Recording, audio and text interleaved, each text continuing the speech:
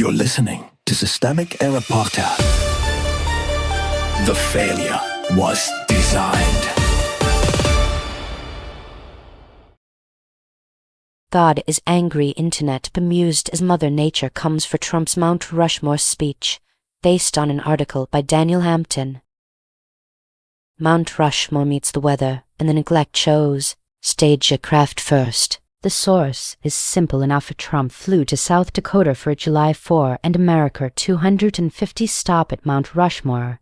Then a severe thunderstorm warning forced the event into chaos. Fox News had to interrupt its own coverage and tell viewers to get inside. The internet did what it always does when Trump's pageantry gets embarrassed by reality. It mocked him. Power was not in the sky. The storm is the headline gimmick, not the political story. The actual power sits with the president, the agencies he starves, and the media apparatus that turns every Trump appearance into a live production event. Weather did not choose the setting. Trump did. Fox amplified it. And the federal government is the one that controls the budgets and institutions attached to a place like Mount Rushmore. The budget story hiding in plain sight. Danko's jab matters because it points at the material contradiction the joke culture skips over. The source notes Trump wants to cut the National Park Service budget by 40%, while Mount Rushmore already has a $57 million repair backlog. That is not a punchline. It is a governing decision. Celebrate the monument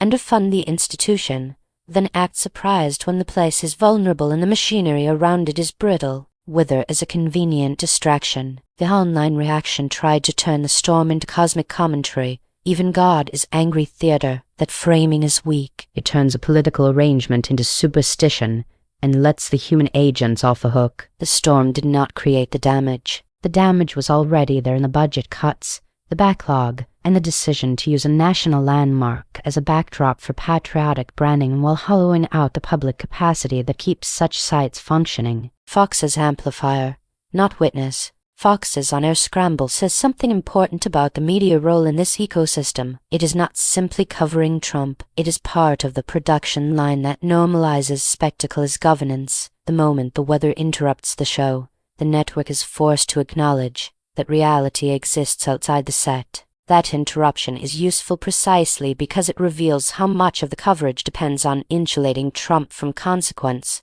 What this actually shows. The larger pattern is familiar authoritarian spectacle wrapped in patriotic symbolism, paired with institutional neglect underneath. Trump gets the stage, the monument, the fireworks, and the media oxygen. Public agencies get budget cuts. The public gets a performance built on decay. The storm did not expose divine judgment. It exposed a political system that prefers costumes to maintenance, myth to stewardship, and blame shifting to responsibility.